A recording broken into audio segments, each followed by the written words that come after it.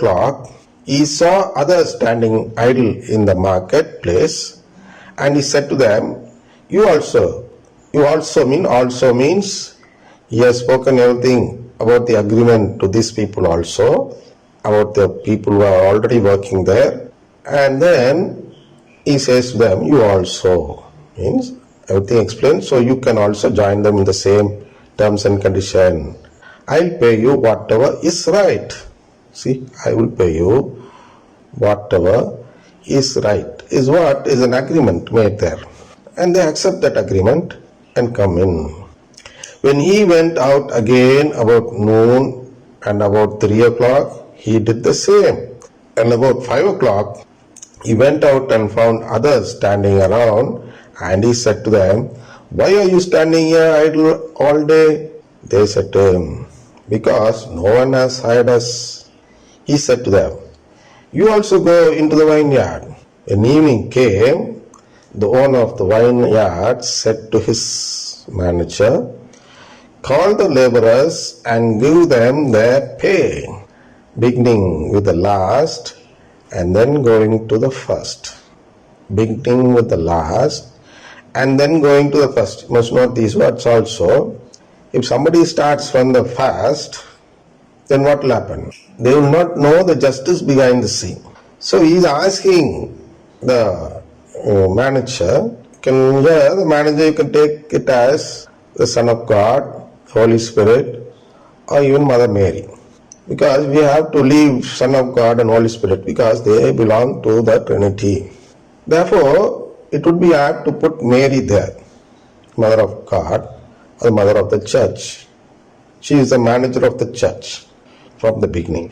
So, this manager, that's why we see Mary asking us to say the rosary for the souls, for the sake of the souls in purgatory. Because she manages everything. She wants everyone to be saved. So he's trying to make everyone eligible to receive this right. Therefore, the manager is called and asked to do so many things. Receive the wages, usually beginning with the last and then going to the first. When those hired about 5 o'clock came, everything starts from the last. So the people who joined last came first. Each of them received the usual daily wage. Usual daily wages denarius. Each of them. Just for example, let's say 100 rupees in Indian circumstances. You can even keep it as $10 international level. Each one was given $10 each. How is that justice? Is it proper to give $10 each to everyone, even to the last one and to the first one? Is it not injustice? $10 is what the first one agreed with the master. And in the end, the same $10 is being given to the last one who has joined just at the last moment of the work. How does this become justice? Is what this parable explains. So you must listen to this carefully.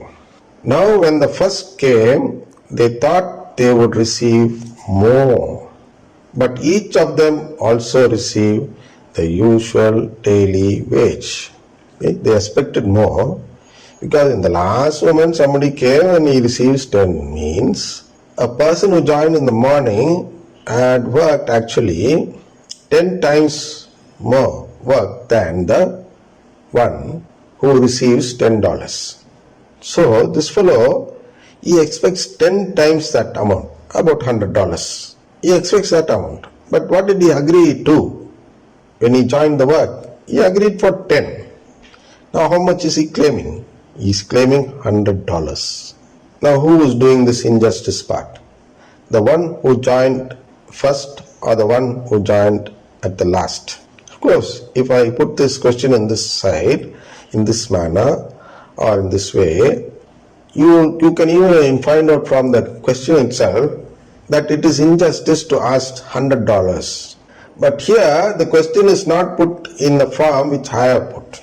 Question here is put by the person who joined the work first, because he thinks that this $10 is given to him as a wage. But here the master or the landowner is not giving it as a wages, as a payment for his work.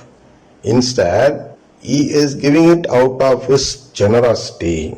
He is giving it as something like a present, as a gift. It is a gift portion. Which is a gift portion? From the $10, he would have he would have done a work which may be worth about a single dollar or $2. Just keep it as $2. He ought to have received only $2. But the landowner is asking the manager to pay him $10. So there is an excess of $8. This $8 is the gift which the landowner gives to the laborer. It is a gift portion. Likewise, to someone who comes in the noon, he should actually give $5. But he is giving $10 to him also. So that from the $10, 5 is a gift from the landowner and only 5 is the wage. And for the one who toiled from the beginning of the day, the amount due to him is 10, and he receives the amount which is due to him. There is no gift given to him. So who receives a greater amount of gift? The one who joins at the end is the one who receives a greater amount. That is how the first becomes last and the last becomes first. Is it right? Yes. Is it justice here? See, I'll read it and then I'll explain. And when they received it, they grumbled against the landowner. See, now when the first came, they thought they would receive more, but each of them also received the usual daily wages. And when they received it, they grumbled against the landowner. This is the question. This is a form of grumbling. Is he God if he does this type of injustice? The same question those people ask. Is he a landowner if he does this type of injustice? Because the perception differs. The perception of the one who joined first differs from the perception of the landowner. According to the landowner, he is giving gift to people who earn little. But according to the laborer, he is being deprived of a share. It's not actually a share, deprived of the gift which the other person has received.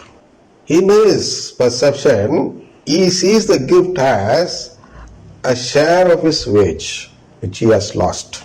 But actually, it is a gift given by the landowner to that person. It is the same here in this world also.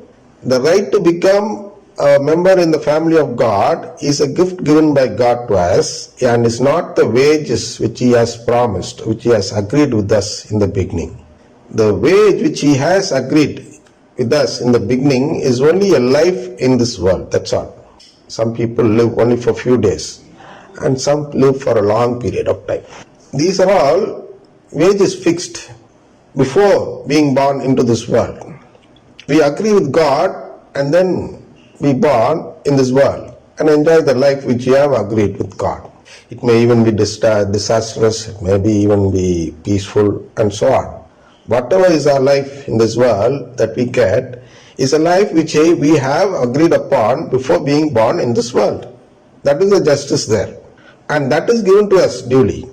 And not a single second is lost in it. He gives us a full life which He promised there before we were born in this world. That is the wage portion of it.